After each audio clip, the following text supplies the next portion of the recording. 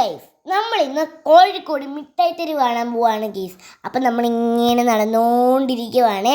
അപ്പം ആദ്യം തന്നെ കണ്ടത് നമ്മളൊരു ചെരുപ്പ് കടയാണ്. പിന്നെ അവിടെ ഒത്തിരി കടകളുണ്ട് ഗൈസ്, എല്ലായിടത്തും നമുക്ക് കയറാനൊത്തില്ലേ. പിന്നെ കണ്ടോ, ഇവിടെ ഒരു വാച്ച് കട നമ്മൾ കയറിയായിരുന്നു. ഇവിടുത്തെ വാച്ച് കണ്ടാൽ നമുക്ക് കൺഫ്യൂഷൻ ആവും ഗൈസ്. ഒത്തിരി പലതരം വെറൈറ്റി വാച്ചുകളും ഉണ്ട് ഇവിടെ. പിന്നെ കണ്ടോ, ഇതൊക്കെ നല്ല വാച്ചാണ്. ഈ വാച്ചാണ് ഞാൻ വാങ്ങിച്ചത്. ഈ വാച്ച് എനിക്ക് ഒത്തിരി ഇഷ്ടപ്പെട്ടെ.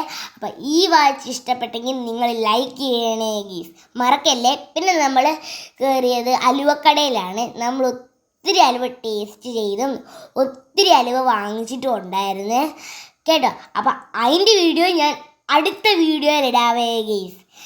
പിന്നെ നമ്മളൊരു ചായയൊക്കെ വാങ്ങിച്ചു. പിന്നെ നമ്മളൊരു തുണിക്കടയിലൊക്കെ കയറി. അതെല്ലാം കഴിഞ്ഞിട്ട് നമ്മൾ നേരെ ഒരു ഓട്ടോ പിടിച്ച് എവിടെ പോകാൻ പോകുന്നതെന്നറിയാമോ? നമ്മുടെ സ്വന്തം പാരഗൺ ബിരിയാണി കടയിലോട്ട്.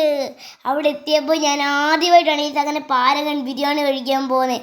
ഇവിടം വരെ വന്ന സ്ഥിതിക്ക് അത് കഴിച്ചില്ലെങ്കിൽ രസമില്ലല്ലോ ഗൈസ്. അതുകൊണ്ട് അത് കഴിച്ച് ഒടിപൊളിയാണ് ഗൈസ്, ഒരു രക്ഷയില്ല. പിന്നെ ഗൈസ്, നമുക്ക് കുറച്ച് പല്ലേക്ക് തിന്ന കമ്പൊക്കെ ഫ്രീ ആയിട്ട് കിട്ടിയേ. പിന്നെ കോഴിക്കോട് വേറെ ലെവലാണ് ഗായ്സ്.